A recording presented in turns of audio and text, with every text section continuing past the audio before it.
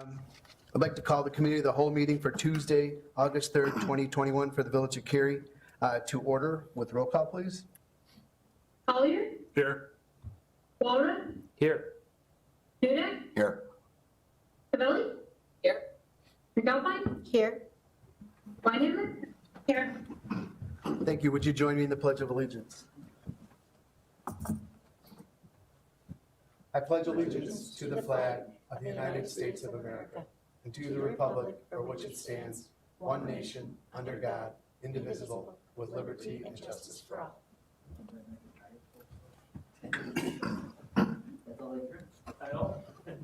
Thank you. We'll now move to the public comment section. Is anybody here? There's one person here other than staff. No comments. We'll go ahead and close that at 6:16. Now moving to the discussion regarding ordinance 02-07-02, which authorized temporary outdoor seating for food and beverage consumption and liquor licensing authority. Mayor, Village Board, just have a few slides here to roll through. If you recall, we started this discussion on, I believe it was June 15th when we had our initial discussion.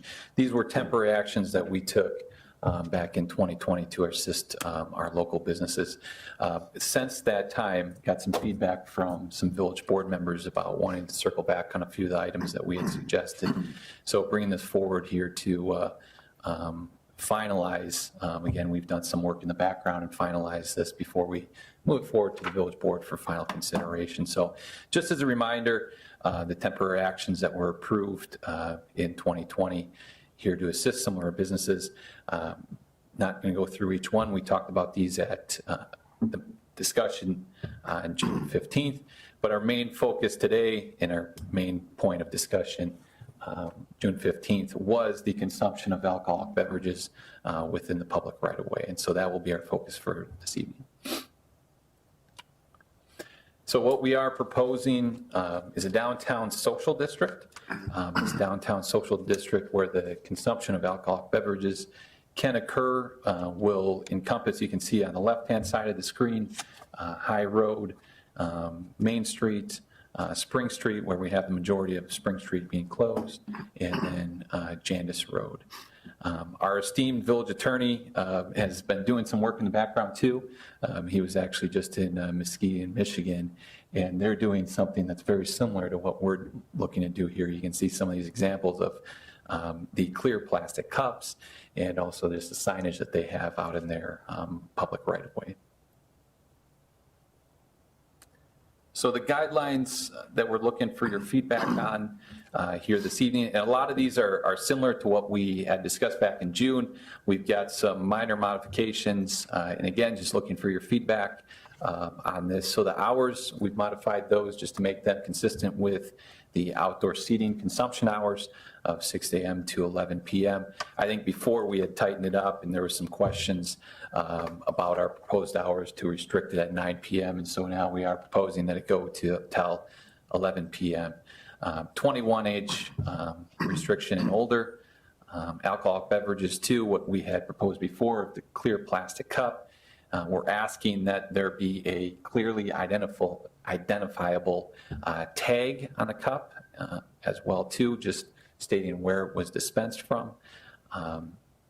We had limited this to beer and wine. That was the proposal from staff last time. And that was, I would say, the majority of what I heard from Village Board members after our discussion is looking to open this up to not just beer and wine and have cocktails be allowed out in the right of way. And again, I think there is a strong majority of the board that is interested in moving that direction. That is something that staff certainly can accommodate if that's where we want to go. One beverage per person, just clarifying that's per sale. We would be asking that there would be a $250 fee. We'd call it for the downtown social district endorsement. Mm-hmm. This is consistent with the other endorsements that we offer for our liquor license holders. We'd permit this from March 1 to December 15th. And then finally, in working with our insurance agency risk management provider, there's some additional insurance information that they've asked for and then also just a hold harmless agreement that they'd be having to sign then too. So those are generally the guidelines that are being proposed by village staff. We appreciate any feedback that the board has regarding this. We'll continue to work in the background on this and expect to bring this forward at a future village board meeting for the board to approve. Be happy to answer any questions. The chief, obviously, too, if there's any questions related to alcohol consumption. Any questions regarding this? Sure, I'll start. The cups that this is going to be in, or we're proposing, who's providing the cups? Are they going to be uniform for all the businesses to have the same? We're talking about that in the background. One of the options is that the village, we have researched that the village could buy the cups initially for the first year, I guess, give or take, so that there's some expectation of, and if we can go back to the last slide, please, Courtney. So there's some expectation of having some uniformity and what they may look like. There obviously would be a cost, though, that the village would incur. You can see here with the downtown Muskegon, they've got it kind of to market that event, but then you can also know where exactly it was purchased. So the other option is just we tell the providers that if you want to participate in this, that you have to buy your own cups. And it's got to be clearly identifiable of where that was purchased at. So it'd be the Tracks, the Ale House, 750, Orchard Prime. In my opinion, I would like see us do it and just have a standard. I think it's some confusion with businesses doing their own, possibly. Just a thought. And we can do that for the first year and see how it rolls. Cost, I guess we can see what the cost is first. In our initial exploration, I think it was about 50 cents a cup. So I think we looked and you could buy 1,000 cups that had, our logo on it and the name of the business. So 1,000 was about $500. Could we go the route of just putting the name of the village on it and have the people that are providing it, the businesses, have a sticker attached to it and let them incur that cost? We could do the sticker. I know there's some reservations, Chief, about a sticker potentially falling off. Yeah. Getting wet and not Because the cup's keeping swept. it adhesive. I would say, Dale, if you're interested in uniformity, if you provide a logo and make that a requirement, the vendors can then, through their purveyors, you can get a personalized cup or a logoed cup, Right. which a lot of them already have. If you provide and say this is what needs to be on there, that achieves the same thing, and it relieves the village of the concern of how many cups you're going to buy. Because I got to tell you, it's going to be tens or 20s of thousands. Right, that was the thought too. And I thought from a policing standpoint, if there's all different cups, kind of a pain in the butt, maybe. So yes. I think that you can, I kind of piggyback on that. I think you can, if you say it has to be an 8-ounce clear cup, you can give some specifics Right. that it is pretty uniform. I agree, we want to start off the program to police it as effectively as possible, but I personally don't see why we would want to spend the money. I think that the purveyors, if they want to do this, that it's going to be for them as well, and they're only going to do it if they think they can make money. And I think that I'm one of the proponents for cocktails as well. I know it's a little more difficult for you, but if it's clear, it's a clear cup. That's true. So, And that's alcohol, some right. people don't, some people don't want to drink wine or they don't want to drink beer, they, in the summertime, they want a little cocktail, so. It kind of foiled That's me. foiled our plans too, because the examples that the village attorney gave us, Yeah, which are are great examples, cocktails. by the way. Cocktails. Yeah, it's not beer and wine. Exactly. So As you can see, you can clearly identify that. So instead of, what about the thought of us doing the cups and making them purchase them in order to follow these guidelines? Yeah, Jake and I have gone back and forth on this ourselves. I see where everybody is coming from, but in my opinion, I think the burden of these cups should fall on the proprietor. I think that we could provide them with our logo and with a template, and this is what it's got to be. And if you're going to do it, this is how it's got to be. With the way that things worked out this past year, and with us, a lot of them got substantial amount of money, in my opinion, that, we did give them a leg up during this past year. And I think this is a simple investment for them if they choose to do this. Because if they don't choose to do it, then we're out the money for these cups. And it would be more than 1,000 cups. It would be a lot more. 10,000 cups, And right. when you look at these, if you find a purveyor or something that could do this, I think I like the uniformity. I think it sends a message. I mean, we can institute with the, the downtown social district kind of a thing. I think that makes sense. Was there any other comments? Rick, did you have a comment on that?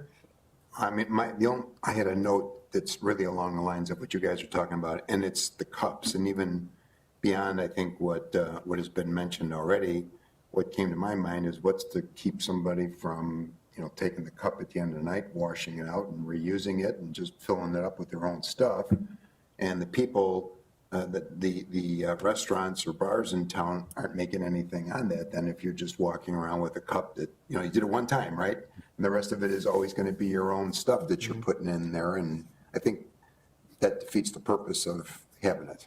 Well, that and we were trying to keep outside alcohol from being brought into the area that we designate. And, I understand what you're saying. I don't think that there's going to be a lot of people that do that in regards to, but, they're going to mostly be thrown away. I would think so too. Yeah, some of the car enthusiasts might have a cooler in the back of their trunks, and they might do something like that. But I don't know in regards to it's something we would, certainly be aware of, but I don't know that it's going to be a great concern.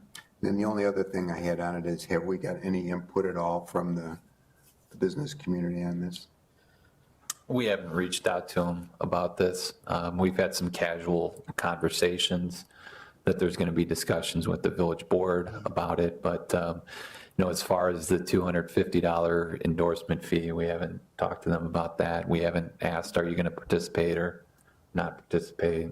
So, because we could roll this out and they just say we're not interested in doing it, and it might be from a liability standpoint. So I just don't know. I assume that we do have some people that are taking advantage of it right now.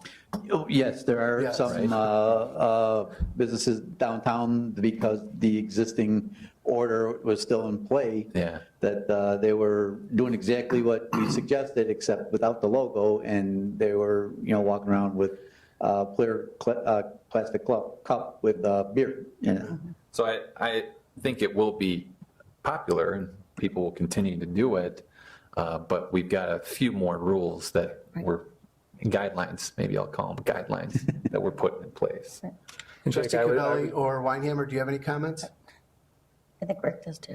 I do. I know I talked to Jake Weil about this ago. I agree with Ellen. I'd like to see it expanded to not just wine and beer, but to cocktails as well. And then I did have a question where it said one beverage per person or per sale. Thank you. So let's say that somebody is getting a beverage and then their spouse or friend is reserving a table or holding a table. Can we change that to not be one beverage per person?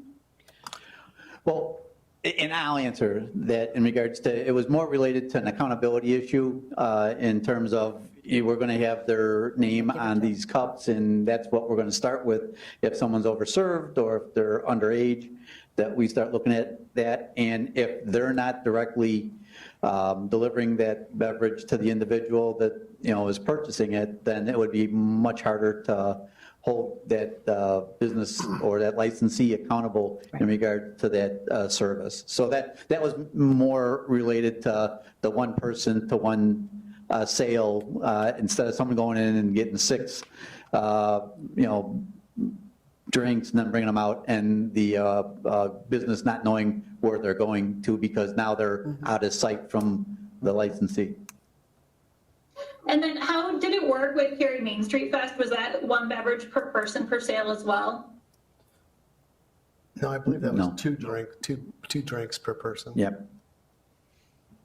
And it was limited. There was a limit. I just can't remember the limit. I think it was 2 I think per it was. person. It was two. Are you guys open to allowing for more than one beverage per person per sale? Actually, I am. I put that on my notes. I was going to bring that up next too, because I know, it's chivalry dead. You go want to buy your wife a drink and, Tell her to get her own. or somebody else. I think Get two out there and is, get your you only have two, you sometimes you go to these festivals and people are carrying 4 beers or 4 drinks. So one of the things I was going to bring up too was the 2 as a max. It just makes it easier and it makes more sense. And that's something that we can always dial down if we have an issue with it. Yeah, and the chief is like, okay. I mean, he's giving us an inch with the cocktails, so I think that we all are in agreement for that. But I would support the 2-drink. Along that same lines, Mayor, I would say that we would want to have at least discussions about serving sizes with the proprietors. You know, have them provide, I don't want to define, it has to be a 4-ounce cup or a 16-ounce cup, but you need to know what their serving size is.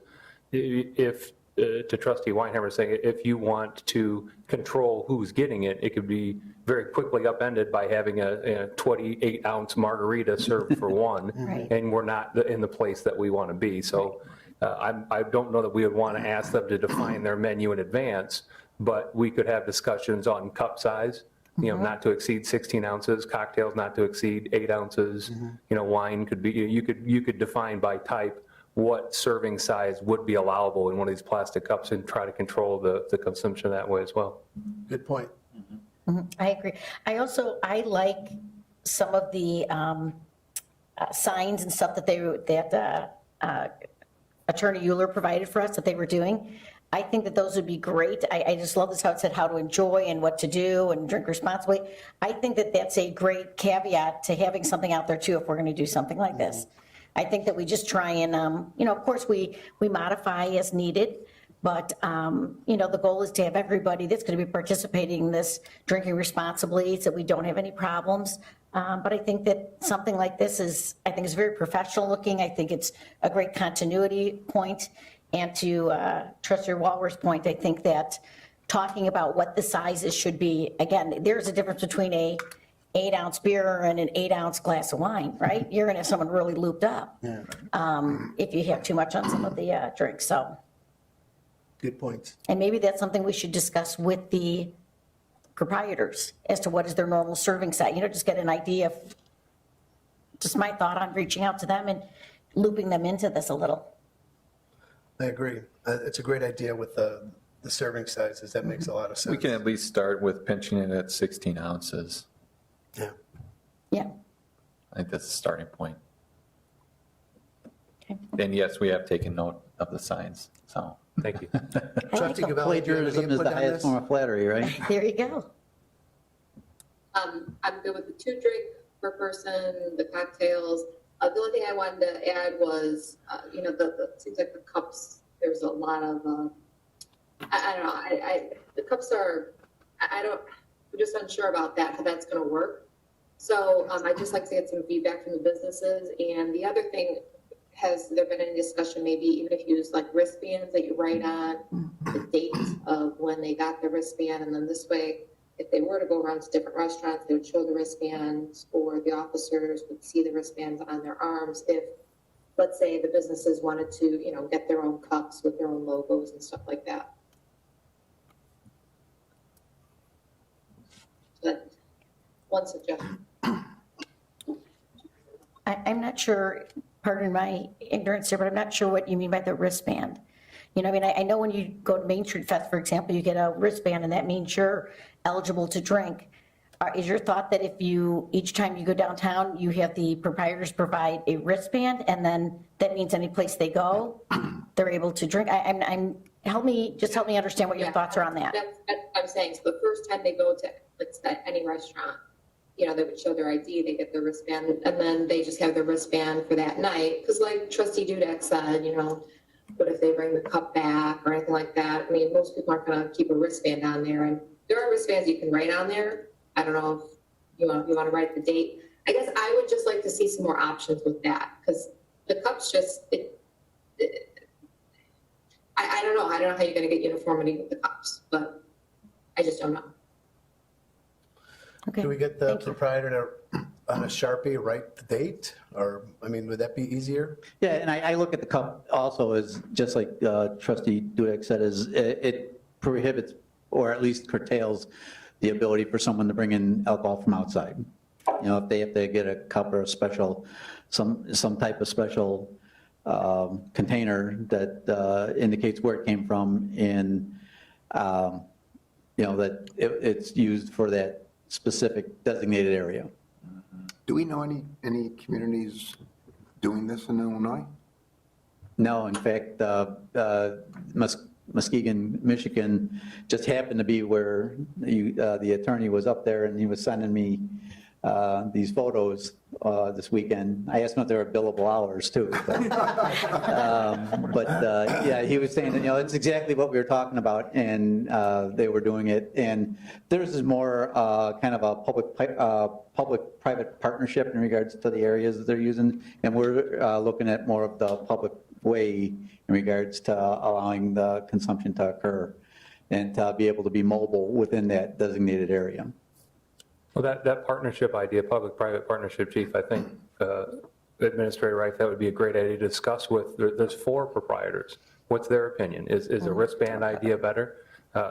Speaking from a proprietor standpoint, they most likely all get their paper goods, and in this case plastic goods, from the same provider, and it's probably about a 90% chance that it's a 16-ounce solo cup, and it's the same one that you find in every outdoor service kit. So getting the continuity of cups should probably be pretty darn easy for them.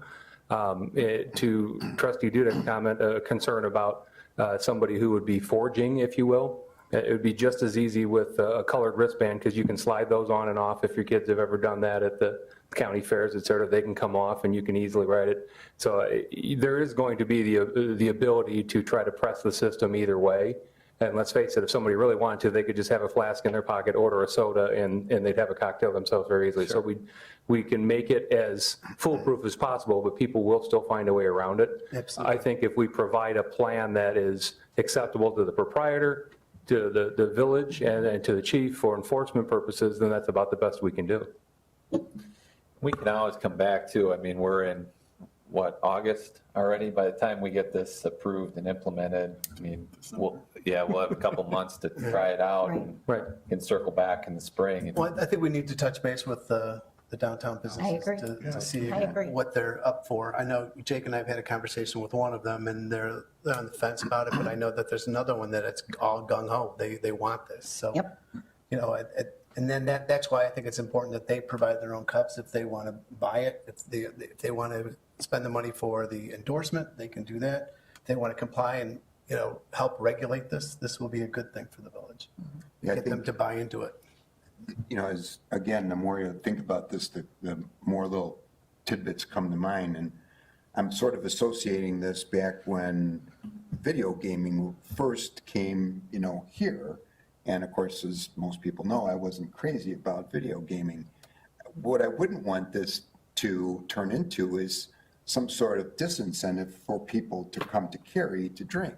So if the proprietors say, gosh, this is a cost now that I have to bear, I have to up my price because I want to keep my profits the same, and people end up turning around and say, you know what, they charge us more to get a beer, a glass of wine, a cocktail in Cary than Crystal Lake or Fox River Grove, guess what, I'm going elsewhere. So I think there's other implications of it that have to be thought about. Well, we can run these ideas by the proprietors. Are there any other comments or suggestions on this from the board? Okay, I think we've got enough to Yeah, go this on. is good feedback. We'll reach out to the business community and have some conversations and continue to work in the background on a draft ordinance here that we can bring back to the village board. Thank you very much. Our last thing on the committee is a discussion regarding an OSLAD grant application. I believe Eric has taken this. Director Yes, thank you, Marlona? Mayor. So this evening, we want to have a discussion with the committee of the whole regarding a potential grant application through the Department of Natural Resources OSLAD program. As you might recall, in 2018, prior to accepting the property that is now Rotary Park, we did a survey with the community in terms of the type of amenities the public would like to see in the future, and specifically what the most important goal was for the park. And the overwhelming response in terms of the goal for the park was to plan for the eventual long-term development of the park facility. So in line with that, staff is proposing and seeking feedback from the committee on a potential application to the Open Space Land Acquisition and Development Grant Program. On the screen before you see some of the parameters that the program looks at in terms of scoring and ranking the projects. Next slide, please. And some of the highlights of that are shown there in blue, specifically amenities and projects that are accessible and inclusive, include educational and sustainable or environmental elements that most importantly meet community needs and are unique and interrelated. So staff has taken those factors to propose a set of amenities that would provide a high scoring project to help ensure the best chances for achieving these grants. Looked at our original schematic design and master plan for the property that was created in line with that survey back in 2018, as well as the Cary Park District, our neighbors to the north with their Hoffman Park property. That's an important feature to consider as we develop Rotary Park. Being the neighboring facility directly to the north, we want to make sure that our amenities complement the improvements that they have and also don't include anything that is duplicate or repetitive. Next slide, please. So based on those factors, we put together some proposed amenities that we imagine would score the greatest amount of points and achieve some of the major goals for our park in this first phase of improvements. So on the screen now are some inspiration images related to 5 different elements of what we're calling a fitness and adventure concept. These include 2 of the highest ranking elements that were received from that 2018 survey, and anecdotally continue to be some of the more requested and desired amenities. The first being some sort of pavilion or picnic shelter structure. The second being paved accessible trails. And in this case, the second column there shows the concept of the fitness equipment and a fitness trail, which would then be supported by that paved surface. The third and fourth columns show some biking, adventure biking elements that would be then accessible from that paved trail, giving some access to the facility from the community neighborhoods to the north, and also tying into the new paved trail system in Hoffman Park that the Park District is constructing as we speak and should be completed later this summer. And then the fifth column shows the desire for some more access to the water. And in this case, we're proposing to include accessible access to the water. So providing a better location for our kayak launch and making sure that that launch then has the ability to be accessible for loading and unloading of the boats. Next slide, please. So this image shows an aerial view of the park, and it shows the approximate location and limits of the different amenities. So as you can see, we're focusing the efforts for this initial phase of improvements on connecting the paved trails in Hoffman Park to the north down to our developed parking lot along Clausen Road at the southeast side of the site.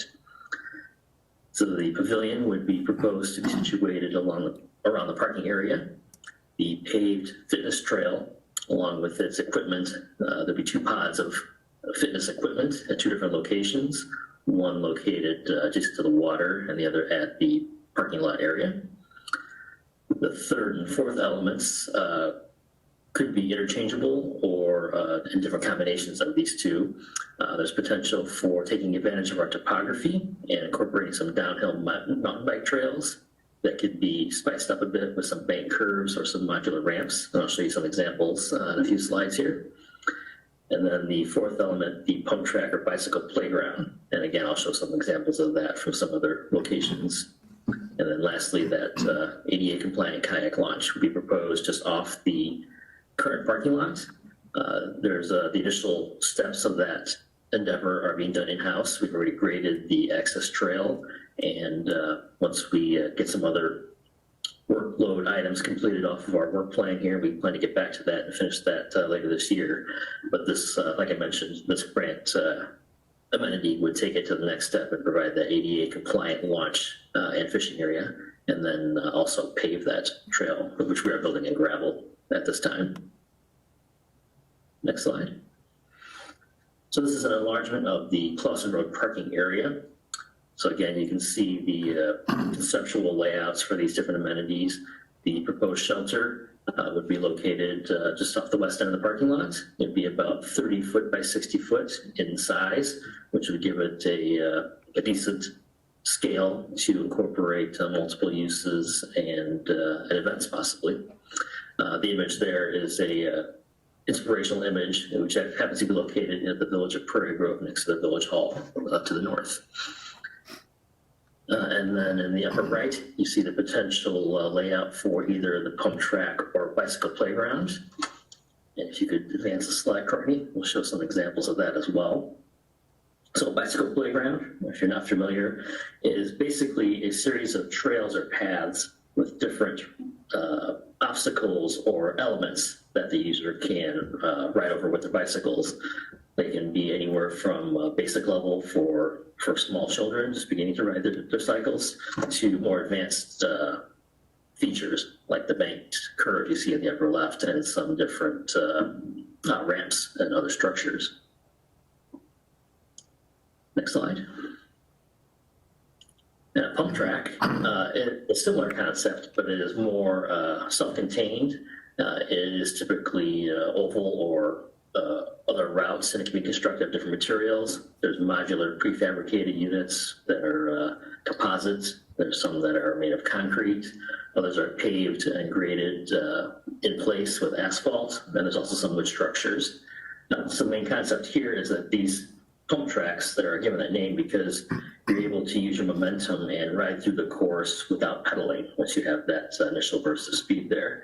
The hills and the curves pretty much give you enough momentum to keep going and enjoy the ride. Next slide. And then an approximate rendering of what the mountain bike trail could look like. This is on the Eastern Peninsula, taking advantage of that elevation difference between the upper trail and the loop trail toward the water. And then it's also with the fitness trail itself.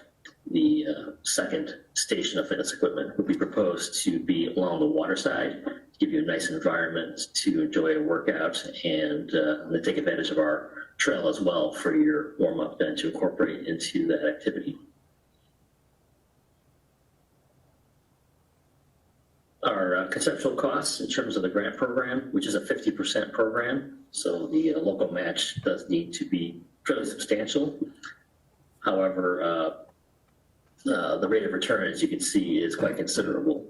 With this project and the cap of $400,000 maximum with the OSLAD grant, we would be able to incorporate all or a combination of these improvements. We would, if we get the consensus from the committee to move forward with the application, we will work with our consultant to verify and refine these estimates a bit more detail. And then when we come back at the next meeting in August here, we would have some final numbers and a more detailed scope that could be finalized. And with that, I'm happy to entertain any questions you might have with regards to the proposed grant application. And like I mentioned, we are looking for direction from the committee to advance the process to make this application. If we do move forward, there is a relatively tight time frame. The applications are due at the beginning of September. So following this meeting, if we get the green light, we would be holding a public meeting for some additional feedback on the proposal, which is required as part of the grant program. And we would aim to hold that meeting next Wednesday, August 11th. So not this week, but next week. And we would hold that meeting in line with Cruise Night and set up a booth at Al Fresco Alley on Spring Street. Thank you, Director Morimoto. Any questions? Awesome presentation. I do have a question. Go ahead. Okay, so Eric, this is all really awesome that you guys put together. I did have one question. I know that when my kids were smaller, a lot of the parents like to go to, a pavilion where there would be shade, and then they let their kids play on a playground. My kids are older now, but I'm just thinking of younger kids.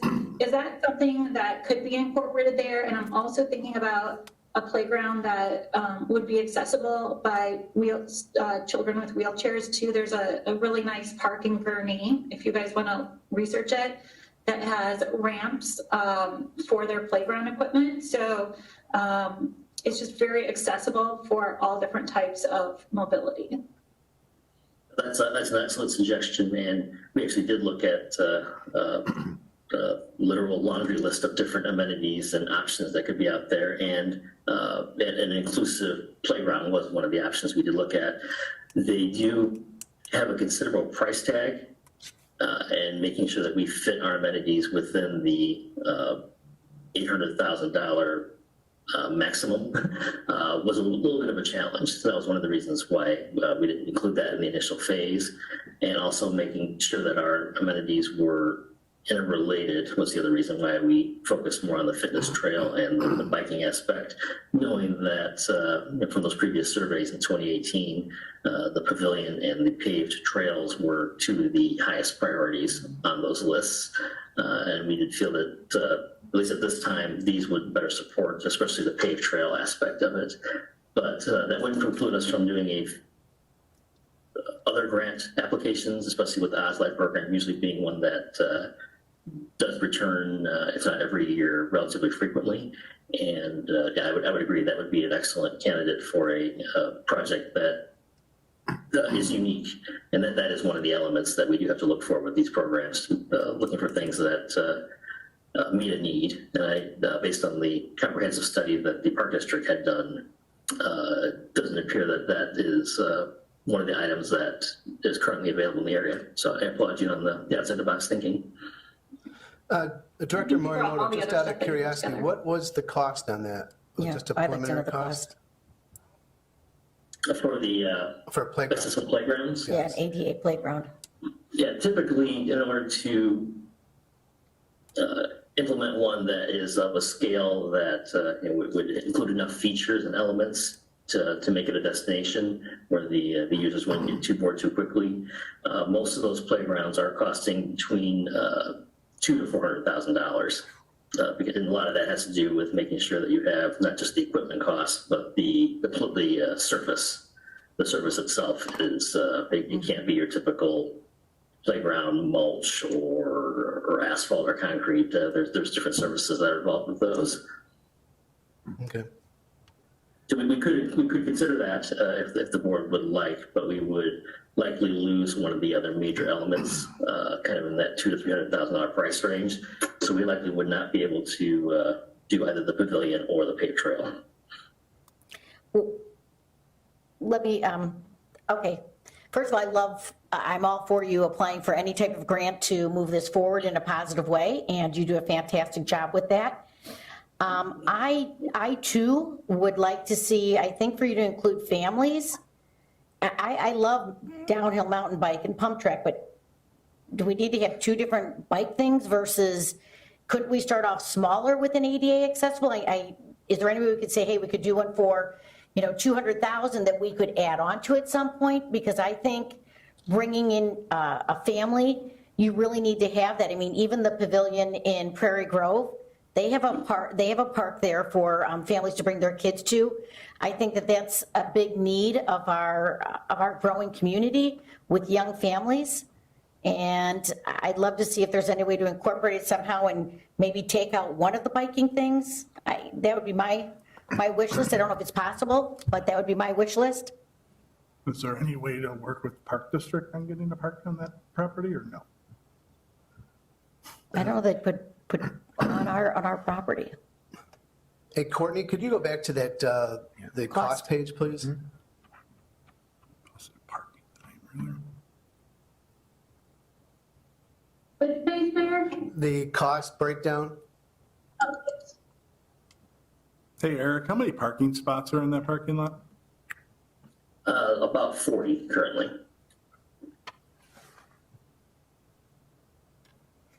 So if you take I too am interested in some sort of a playground.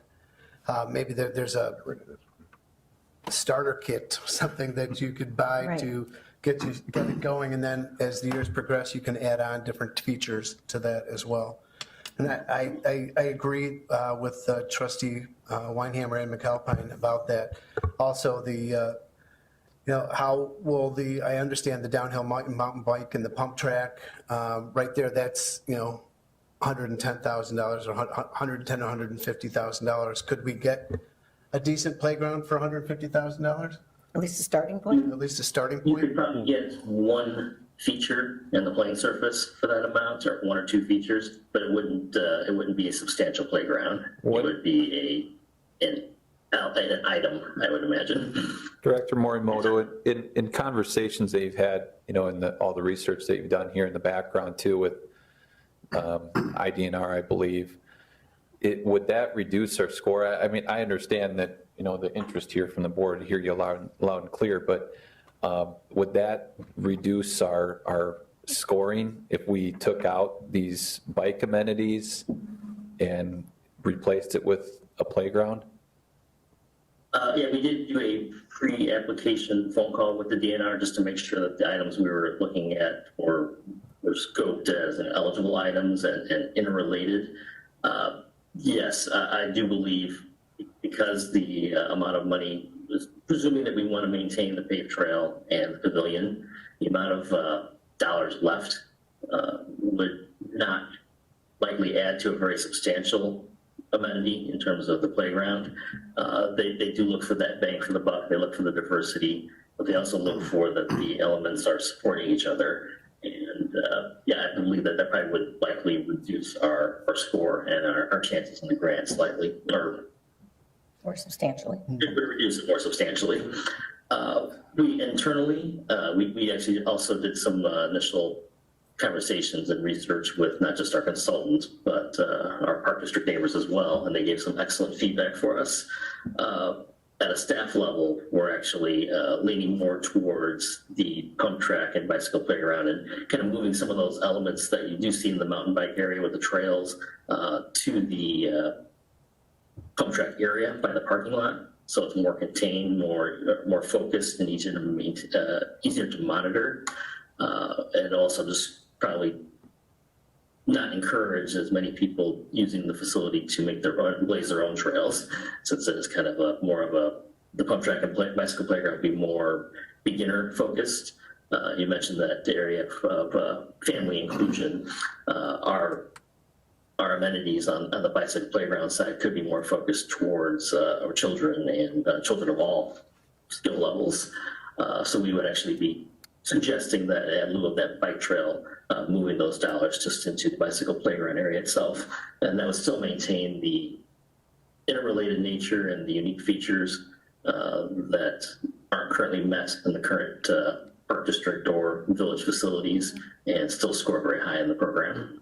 And part of this too, I wish we'd show this, because there's been a lot of work in the background that both Director Morimoto and Assistant Sage have done here, because we've whittled down. I've seen numerous lists of, you know, we started with all this and just slowly whittled it down to, you know, projects that we think that we can package together here that will make a strong case, because this is a very competitive process. So there has been a lot of work here, and it's come together very quick. Too, obviously, we wish we would have had this before and talked, you know, had multiple conversations with the board. But these things come up, and we've got to respond quickly and move fast. And so that's why we're looking for and appreciate your feedback that you have this evening. Any other And what comments? we can do is I can take the feedback between now and when the application is actually made, and I can discuss it with our consultant to see what scale could be done, and maybe get their additional thoughts on just how much does it hurt our scoring competitiveness. One other, I think, maybe direction, a kind of similar theme we could look at also is instead of a playground, you could have a nature or a sensory garden. Right. So once you shift it from a dedicated playground and all the surfaces and requirements that those have and those need, you turn it into a garden that has some of the same play elements into it. So it's not just plants and flowers and so forth. There's actually some hard structures in there. And I do have some examples. I just don't have them in the slides here today. Those would probably, that kind of format would probably make it more practical for that 100 to 200,000 range to actually get a scale of an improvement that jumps us back up in the competitiveness, if that was something that we want us, something you would like us to look into. One final comment, Director Mormont, I appreciate the work here. I'm very much in favor of what you presented. And I think the feeling that I would have is we need to remember who our audience is. And we're presenting to the Department of Natural Resources. So if we start to get away from their wheelhouse, and as much as someone who has young kids that like playgrounds, that kind of is, I believe, pushing on the outskirts of their wheelhouse. Outdoor bike tracks, ADA compliant kayak launches, pavilions. So those things I think fit in the scope of what maybe the DNR type folks might be looking for. When you expand that into something that maybe is more the domain of the park district, then I think there is a real potential for us to have a lower score in this system. And we got to remember who our audience is as we're putting this package together. You're absolutely right. And going through this, again, my wish list, that's great, but we are not the park district. And we are taking a project that has been developed from a quarry into a lake into now bringing it out to our residents. So I agree with you wholeheartedly. That's why it's great to have a discussion like this, because I don't want to do anything that would hamper our ability to lower our score. So if this is how Director Morimoto feels that would give us the best option to get a grant, then I 100% support where you're at, because you've done a great job with helping us get grants in the past. Thank you. I do want to say something. I can't see if somebody else is trying to talk in the room, so I don't want to interrupt anybody. But with regard to saying that, this is a grant that we do have to match the taxpayer dollars for. So it's not a grant where we don't have to put any money into it. So I do want to make sure that, because we would have to put a substantial amount of money to match this grant into it, that we would be also trying to get the best use of this property with I don't know how many people do mountain biking. Maybe there's a lot that I don't know about that do mountain biking trails and things like that.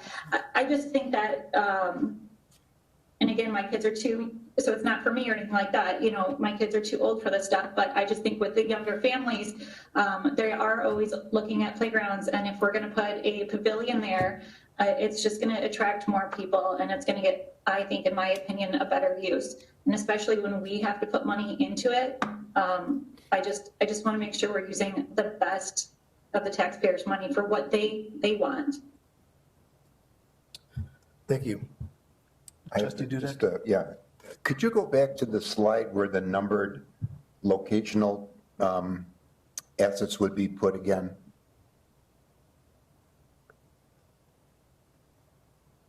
Okay. The one back, Courtney. Forward. Two back now. There you go. Stop right there. So. Sorry. That's okay. So one of the things that even prior to this potential has always concerned me is the lack of parking that we have at that facility. And I'm just wondering, Eric, if we were to expand parking down the road, or even tomorrow, where would that parking go? We'd have to build on something, and I'm wondering if we'd end up building on land that perhaps one of these new assets would be put on. So where would our expanded parking go if we were to expand? I'm sure. Courtney, if you could advance one slide, please. So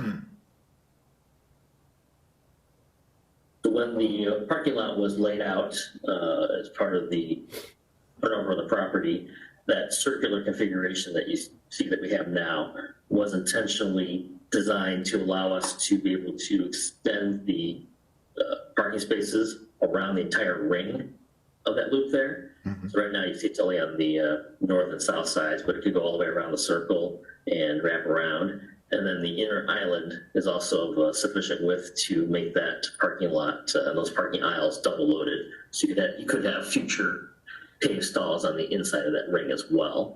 So that would increase our parking from the 40 or so spaces to probably another 30 or so spaces.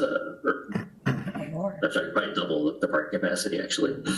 Okay, well, that helps. I would hate to put an improvement on property that we ultimately have to tear up in order to put parking there. So if you're telling me that the plan wouldn't do that, then I'm satisfied with that. I think maybe 70, 80 spots might still seem low to me for this down the road, but I think that would be a good problem to have.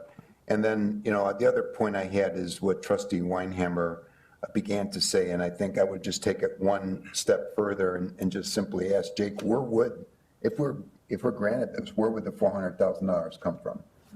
Out of the Land Conservancy Fund. Okay. Yeah, so there's about, from a fund balance standpoint, we had projected finishing this fiscal year.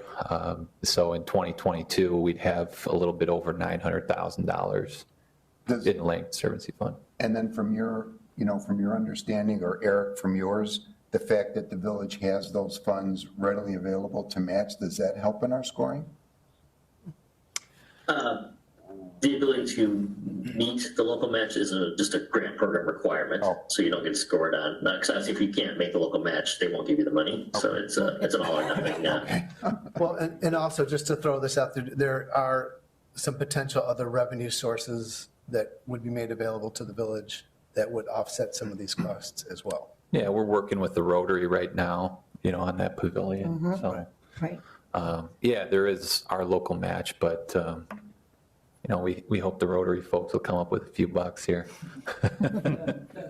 But just Trustee Dudek, just to talk more about the parking, we've identified too that in a special event or something like what they're going to do for the National Night Out, we will allow parking along the grassed areas, along the front entry drive. It's flat and can accommodate parking for that. So there is additional parking there, but that's one of the things that we talked about before when this was first being laid out, to make sure that we have ample parking. Okay, thank you. I think the big thing with this is, the pavilion is obviously a big component of the project.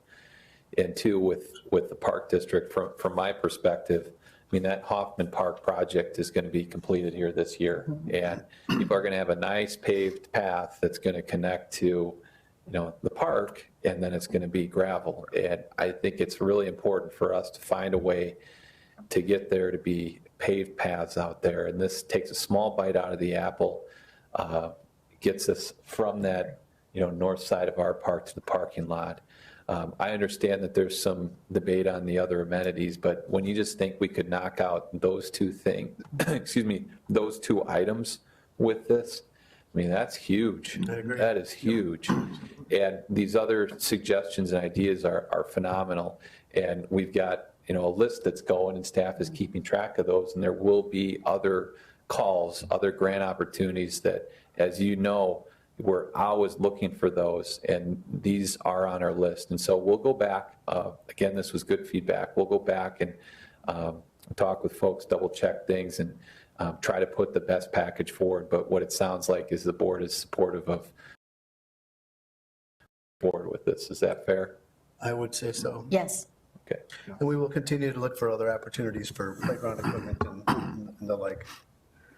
Okay, thank you. Great discussion. I appreciate everybody's feedback. I will entertain a motion to adjourn. So moved. Second. Roll call, please. Cabelli? Yes. Collier? Yes. Galvin? Yes. Walrath? Yes. Weinhammer? Yes. Dudek? Yes. Thank you. We are adjourned. Thanks, everyone. I've been there a few weekends where it's been packed. Thanks, Rick.